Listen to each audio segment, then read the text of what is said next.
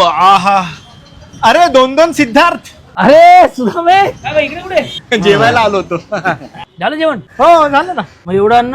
हा तेवढीच भूक होती ना, जेवढी भूक तेवढंच खाल्लं, पण पैसे पूर्ण भरलेत बरं का.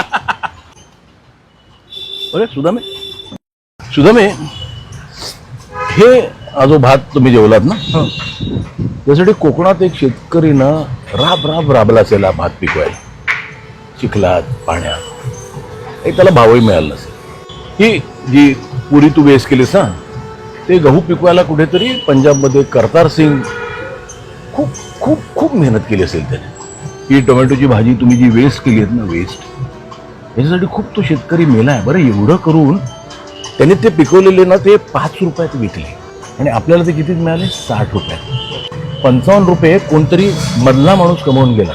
हे जे तुम्ही जेवण जेवता ना, त्याच्या मागे कदाचित एखाद्या शेतकऱ्याने आत्महत्या केली असेल. तर त्याच्या मेहनतीला ना व्हॅल्यू करा. खूप खूप शेतकरी मेले. किती मेले? 10 वर्षात लाखापेक्षा जास्त शेतकरी मेले. इतका अपमान करू नका रे जेवणाचा.